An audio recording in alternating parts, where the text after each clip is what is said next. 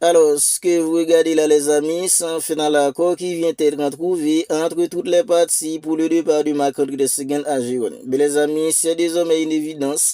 Marc-André Seguin, il va bel et bien quitter le Barça. Il va partir à Gironne sous forme de prêt.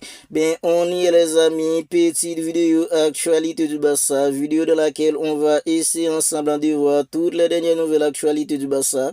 Alors, si ce n'est pas encore fait, abonnez-vous à la chaîne et activez la petite cloche des notifications pour ne pas manquer en fait dans toutes les dernières vidéos. Les amis, c'est parti. Alors, j'aimerais commencer les amis par une date extrêmement importante pour nous les supporters du Barça. 10 juin 2025, l'été dernier, c'était en fait dans le jour où Fabrice Romano, il nous avait lâché son fameux Here We Go pour l'arrivée de Juan Garcia au Barça. Et les amis, depuis en fait dans l'arrivée de Juan Garcia, on peut dire que Juan Garcia, il a en quelque sorte changé nos vies.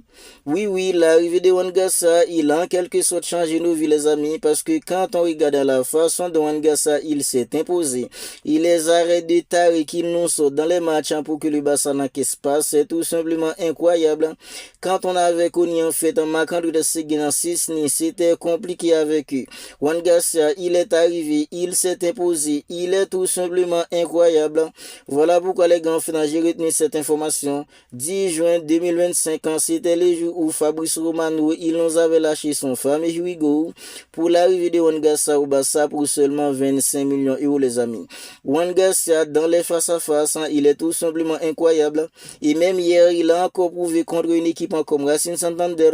La toute dernière action d'une équipe comme Racing Santander, en passant dans les dos de la défense, face à face, Juan Garcia, il s'est imposé, mais fermement, il a repoussé les ballons. C'est tout simplement incroyable en Juan Garcia. Bien voilà pourquoi on fait j'ai retenu cette information, parce que les gars, Juan Garcia, la façon dont il fait nos bonheurs à présent, c'est tout simplement incroyable. Mais les amis, on enchaîne avec en fait dans les adversaires possibles de Barcelone pour les quarts de finale de la Copa del Rey. Il y a une équipe comme Albacete 17e de la deuxième division qui avait éliminé une équipe comme le Real Madrid. Il y a aussi les gars une équipe comme l'Atlético Madrid, il y a l'Athletic Club, il y a il y a des équipes comme Valence, Real Betis, Real Sociedad, ce sont fait en toutes ces équipes que le Barça pourrait rencontrer en cas de finale en fait de la Copa del Rey. Mais les amis, quand on regarde en fait dans cette liste, il y a des équipes comme Albacete. Ben si le Barça rencontre Albacete, ce sera pas trop difficile. Même si les gars, une équipe en fait comme Albacete, ils ont créé la surprise contre le Real Madrid. Il y a l'Atlético Madrid, ça pourrait être un vrai choc. Il y a l'Athletic Club aussi. Il y a Alaves, Real Sociedad, il y a des équipes comme Valence, Real Betis. À mon avis, il n'y a pas une seule équipe que le Barça ne peut pas éliminer. Ben, peu importe qui le Barça peut en fait les éliminer, le Barça est bel et bien en fait le favori ultime pour remporter en fait dans cette Copa del Rey. Mais les amis, on enchaîne maintenant avec en fait Fermin Lopez. Fermin Lopez, les amis, il a délivré 6 passes décisives les gars lors de ses 4 derniers matchs avec le Barça. Pour les 4 derniers matchs du Barça, Fermin Lopez, il a délivré en fait 6 passes décisives. Contre une équipe comme l'Espagnol Barcelone, il était entré. Alors, on s'en rappelle les amis, Fermin Lopez contre une équipe comme Espanyol Barcelone, 3 janvier dernier, c'était en fait dans le tout premier match du Barça en 2026. C'était un match extrêmement compliqué, le derby catalan. Fermin Lopez, il était entré et il avait délivré en fait en 2 passes à ce moment-là. Il avait fait une passe pour en fait dans Dani Olmo qui avait ouvert le score. Il avait fait une passe aussi en fait pour un mec comme Robert Lewandowski. Puis Fermin Lopez, il avait enchaîné avec une équipe comme l'Athletic Club, alors demi-finale Supercopa en Arabie Saoudite. C'est il y a quelques jours, Fermin Lopez, il était tout simplement extraordinaire contre le Real Madrid dans l'ordre du Classico de dimanche dernier. Fermin Lopez, il était encore passeur contre Racing Santander hier les amis. Fermin Lopez, c'est lui qui a fait une passe incroyable pour un mec comme Ferran Torres. Ferran Torres qui a dribblé le gardien et il a mis le ballon au fond des filets. Fermin Lopez cette saison pour ses 4 derniers matchs les amis, c'est déjà en fait dans 6 passes décisives. Et je vais vous choquer avec une information. Saison dernière les amis, Fermin Lopez il avait délivré en fait en 10 passes décisives en 46 matchs. C'est en fait en 10 passes décisives pour Fermin Lopez saison saison dernière en 46 matchs. Mais les amis, pour cette saison, c'est déjà en fait dans 10 passes décisives pour Fermin Lopez en seulement 22 matchs. Vous voyez la progression les amis. Fermin Lopez, il progresse tout simplement d'une manière incroyable. Saison dernière en 46 matchs, c'est en fait dans 10 passes décisives pour Fermin Lopez. Bien cette saison en seulement fait dans 22 matchs, c'est déjà en fait dans le même nombre de passes. C'est tout simplement incroyable. Fermin Lopez qui progresse en tout, il progresse en fait dans le jeu, il progresse aussi en termes en fait en débuteur parce que Fermin Lopez 5 millions en fait en buteur.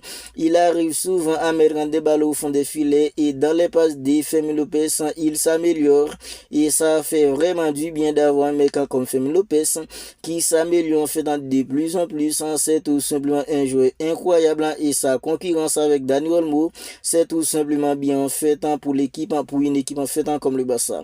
Bien, on enchaîne maintenant avec en fait le Barça qui a connu 11 victoires consécutives. Les amis, c'est en fait la deuxième meilleure série en fait de l'histoire du club. La deuxième meilleure série en fait de l'histoire d'une équipe comme le Barça, 11 victoires consécutives et c'est la 5e fois que ça se produit les amis. C'est tout simplement incroyable. De toute l'histoire d'une équipe comme le Barça, c'est en fait la 5e fois qu'une équipe comme le Barça a réussi les gars à enchaîner en fait 11 victoires de manière consécutive. Mais les amis, saison en fait en 2015, saison fait dans du triplé, le Barça avait enchaîné en fait dans 11 victoires consécutives avec un entraîneur en fait comme Luis Enrique. Puis les amis, en fait en 2008, le Barça avait enchaîné 11 victoires consécutives aussi. Saison 1956, c'était aussi 11 victoires consécutives pour le Barça. 1927, c'était aussi 11 victoires consécutives pour le Barça. Les amis, le meilleur record en fait est de 18 victoires consécutives entre la saison de 2005 et 2006 avec un mec en fait comme Rashkad. Lorsque Rashkad il entraînait une équipe comme le Barça lors de la saison de 2005-2006, c'est la saison où le Barça avait enchaîné 18 victoires consécutives et c'est la meilleure série et c'est le meilleur record en fait d'une équipe comme le Barça en termes de victoires consécutives. Bien, on enchaîne maintenant cette fois-ci les gars avec en fait un Marc-André Ter Stegen à retrouver entre toutes les parties pour Marc-André Ter Stegen à Girona, c'est un prêt. J'ai envie de dire que les amis, il était temps. Tout ce que j'ai envie de dire, c'est que il était temps, les amis, de voir Marc-André Ter Stegen quitter le Barça. Parce que les gars, Marc-André Ter Stegen, depuis l'arrivée de Juan Garça, on est tous d'accord que Marc-André Ter Stegen, déjà, il avait plus le niveau. Et Juan Garça, maintenant, qui s'est imposé d'une manière tout simplement incroyable.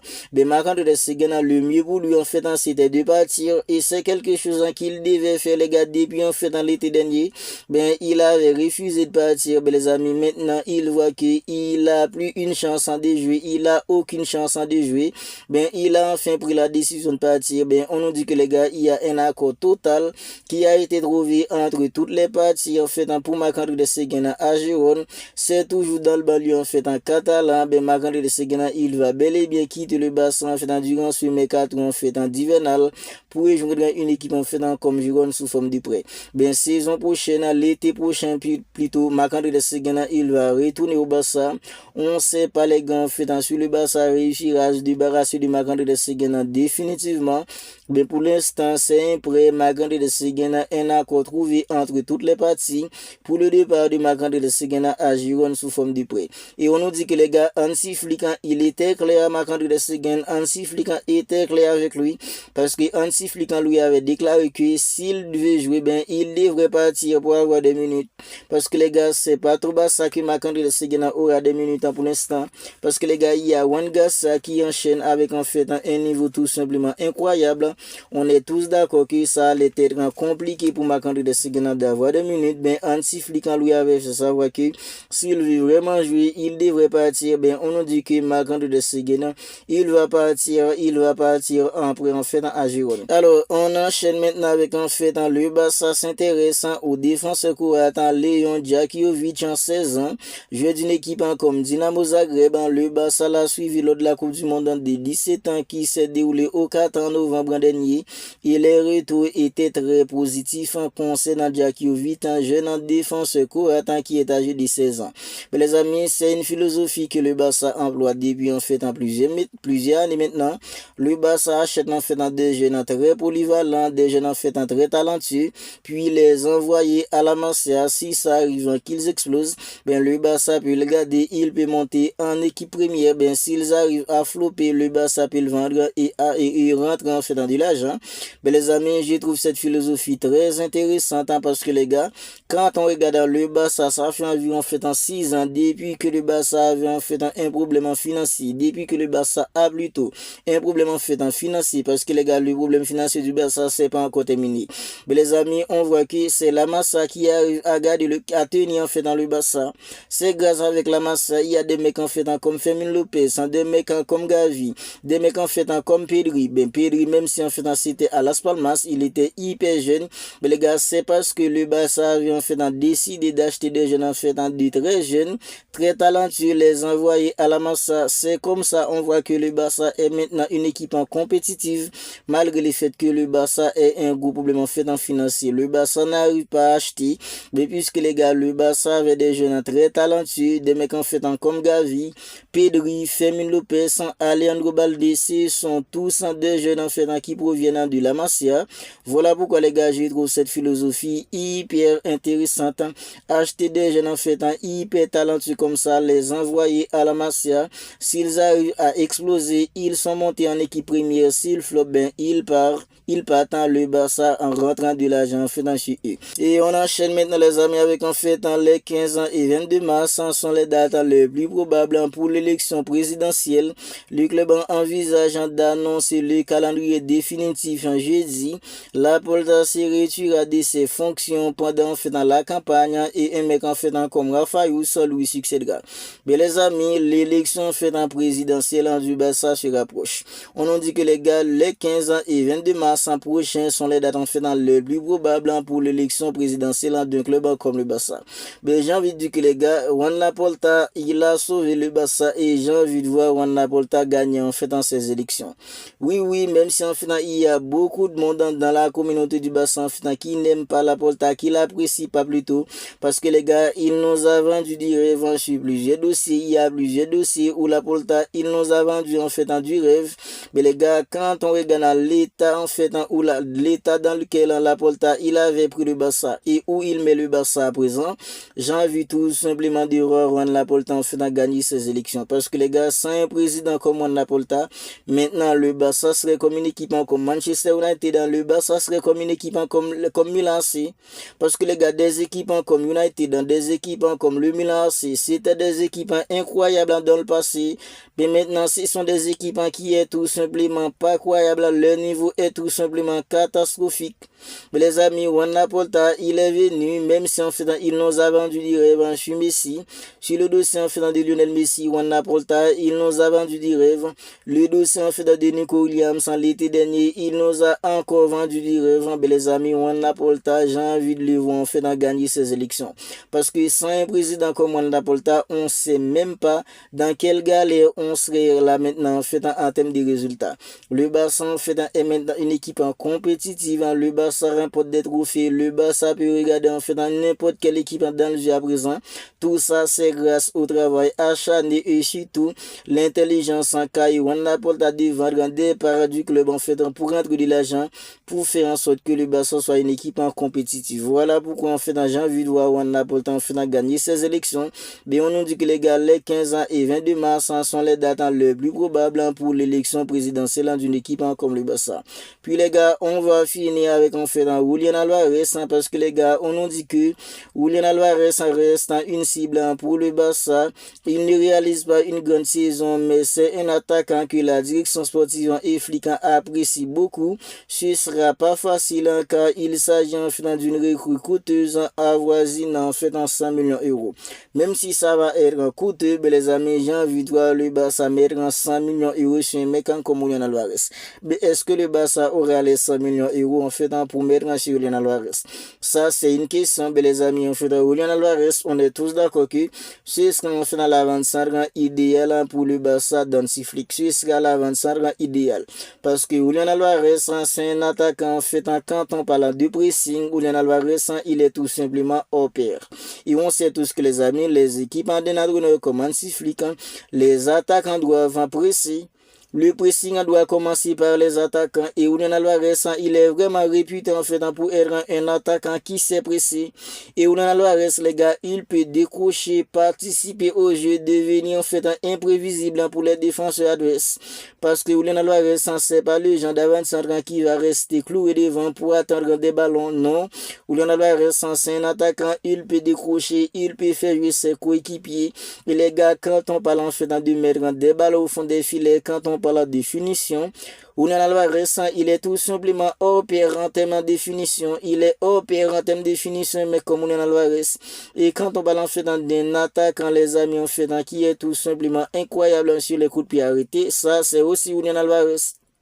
Parce que les gars, maintenant, le Barça n'a plus un tireur de coup franc. Il n'y a personne au Barça qui peut mettre des coups francs. Parce que les gars, même quand le Barça a des coups francs dans les 25 mètres de l'équipe adverse, c'est compliqué. Il n'y a pas un joueur fait pour claquer des coups francs. Julian Alvarez, il peut claquer des coups francs. Voilà pourquoi j'ai trouvé que les gars, Julian Alvarez, c'est l'avant-centre idéal. Mais les amis, comme on dit, ça sera en fait une recrue hyper coûteuse, avoisinant 100 millions d'euros. On ne sait pas si le Barça aura cette somme, les amis. On aimerait bien voir, nous les supporters, on aimerait bien voir Julian Alvarez débarquer au Barça. Je pense que les gars, l'été prochain, la fin en fait d'avant-centre, le Barça doit régler cela. Robert Lewandowski, il va partir. Parce que les gars, Robert Lewandowski, à présent, il n'arrive plus, il doit partir. Le Barça doit régler en fait dans le dossier d'avant-centre. Je pense que les gars, Julian Alvarez, c'est l'avant-centre idéal. Mais les amis, on arrive à la fin de la vidéo. Si ce n'est pas encore fait, abonnez-vous à la chaîne. Si la vidéo vous a plu, n'hésitez pas à la liker, n'hésitez pas à la commenter. Si ce n'est pas encore fait, abonnez-vous à la chaîne et activez la petite cloche des notifications pour ne pas manquer en fait dans toutes les dernières vidéos. Mais les amis, on se capte bientôt pour une autre vidéo.